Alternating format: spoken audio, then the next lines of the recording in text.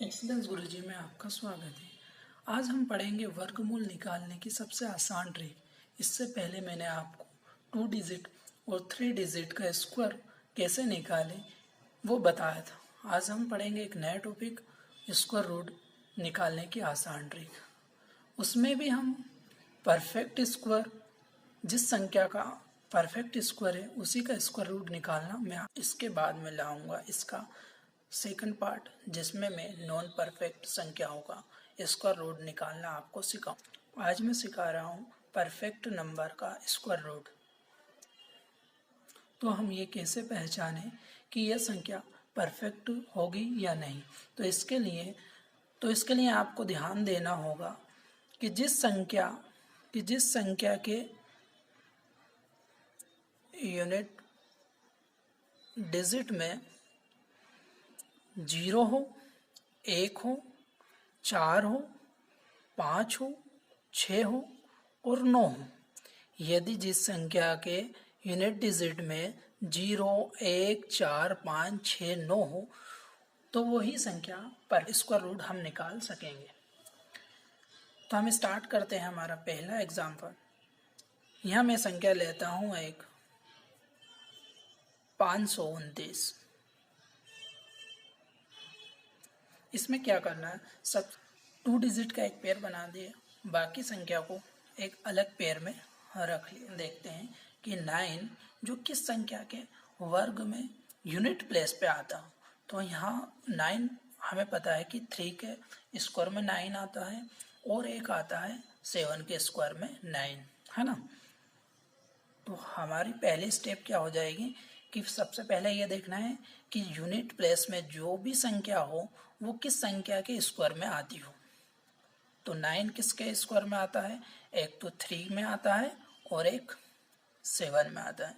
इससे हमें यह पता चल गया कि जो भी हमारा आंसर आएगा उसका लास्ट डिजिट या तो 3 होगा या 7 होगा। इसके बाद क्या करते हैं कि जो भी हमारा बचा हुआ है उसको चेक करेंगे कि ये किन संख्याओं के स्क्वायर के बीच में है। तो 5 किन संख्याओं के स्क्वायर के बीच में है, 2 और 3 के स्क्वायर के बीच में है। 2 का स्क्वायर 4 और 3 का स्क्वायर 9, 4 और 9 के बीच में 5 है। तो हम नियरेस्ट वैल्यू लेंगे। नियरेस्ट किसके है, 4 के में। तो यहाँ क्या ले लेंगे, 2, यहाँ 2। तो या तो हमारा आंसर 23 होगा या 27 होगा। अब ये कैसे पता लगाएं कि 23 या 27। इसके लिए जो भी संख्या ली है उसकी अगली संख्या लेके मल्टीपल कर लेंगे। जैसे यहाँ 2 लिया था, उसका अगली संख्या 3 ली, मल्टीपल करा 6 आया। अब 5 और 6 के कंपेयर में यहाँ जो है वो 5 कम है, तो हमारा आंसर क्या आएगा, 23। एक और वैल्यू लेते हैं हम। मान लो मैंने लिया 5184। एक ही पेयर बनाया, बची संख्या अलग पेयर में लिख। इसका यूनिट प्लेस क्या है, 4। अब क्या देखना है कि 4 किस संख्या के स्क्वायर में आता है। एक तो 2 के में आता है और एक क्या आता है, 8 के में आता है। 8 का स्क्वायर 64। तो यहाँ क्या लिख देंगे हम, 2 और 8।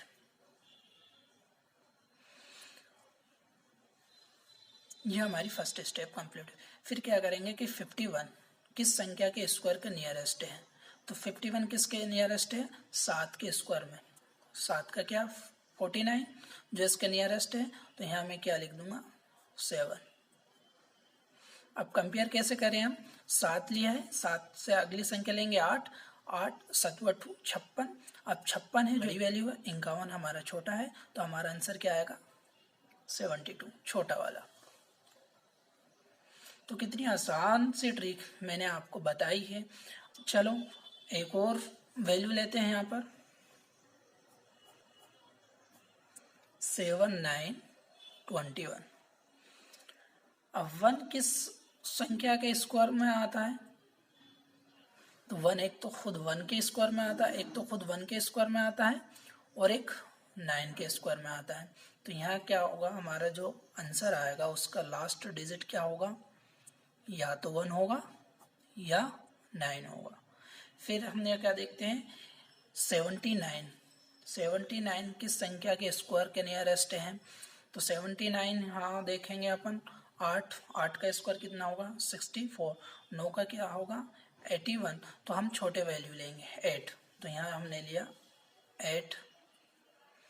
और फिर क्या करते हैं इसके बाद 8 से एक बड़ा 8 से एक ज़्यादा लेंगे 9, और उन दोनों का मल्टीपल करके इस संख्या से कंपेयर करेंगे। तो 8 9 लिया, 8 9 72, 72 जो है ये संख्या हमारी 72 से बड़ी है, तो हमारा आंसर क्या हो जाएगा बड़ी वैल्यू 89। ये क्या हुआ, मैंने 3 संख्या का बताया आपको, फिर 4 संख्याओं को निकाल के बताया। अब चलो इससे और बड़ी लेके बताता हूँ मैं आपको।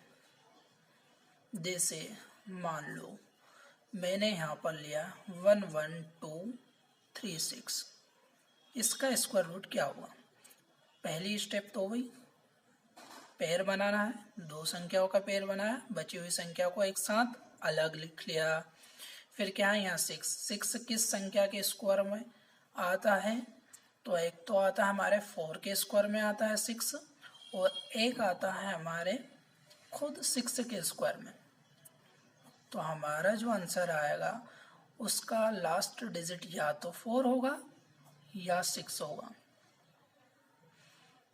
एक बात और मैं यहाँ बता देता हूँ कि जो पहली वैल्यू आ जाती, मान लो कि हमने यहाँ पर लिया 9, जैसे मान लो कि हमने यहाँ पर लिया 9, अब 9 में एक वैल्यू तो 3 थी, एक 7 थी, तो इन दोनों का एडिशन 10 ही होगा।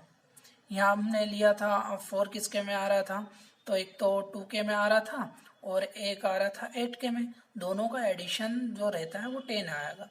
जैसे यहाँ पर हमने लिया है 1 किसके में आएगा, एक तो 1 का आएगा, तो दूसरा खुद ब खुद अपन ऐसी वैल्यू ले लें जो 10 का एडिशन बन जाए, यहाँ 9 होगा। अब जैसे यहाँ 6 लिया, 6 जैसे यहाँ 6 से के लिए क्या होगा, एक तो 4 होगा, तो दूसरी वैल्यू देखने की चेक करने की ज़रूरत नहीं, खुद ब खुद लिख दो कि जिसका एडिशन 6 हो जाए, तो 4 का और 6 दोनों का एडिशन 10 हो जाएगा, है ना। तो इससे भी चेक कर लेंगे, हमारी फर्स्ट स्टेप होगी। आगे हम क्या करते हैं कि जो भी हमारा बचा हुआ है उसको चेक करते हैं कि ये हमारे किन संख्याओं के स्क्वायर के बीच में आ रहा है। तो 112 किन संख्याओं के स्क्वायर के बीच में आ रहा है? हम जानते हैं कि 10 का स्क्वायर 100 होता है, और 11 का स्क्वायर कितना होगा 121 होगा। तो 100 और 121 के बीच में 112 आता है, हमें नियरेस्ट वैल्यू लेनी है, तो हम क्या लेंगे 10। तो हमारा आंसर या तो 104 होगा या 106 होगा। अब कंपेयर करेंगे हम, 10 लिया हमने, तो इससे अगली वैल्यू 11, 10 और 11 का मल्टीपल 110, 110 को 112 से कंपेयर करेंगे, 112 बड़ा है तो हमारा आंसर बड़ा। तो देखो कितनी आसानी से हमने स्क्वायर रूट निकाला है, कितनी आसानी से हमने स्क्वायर रूट निकालने की ट्रिक को बहुत ही आसानी से समझ लिए। आप किसी भी संख्या को स्क्वायर रूट इसी विधि से निकाल सकोगे बहुत ही आसानी से। आपको ये वीडियो कैसा लगा कमेंट करके मुझे ज़रूर बताइए।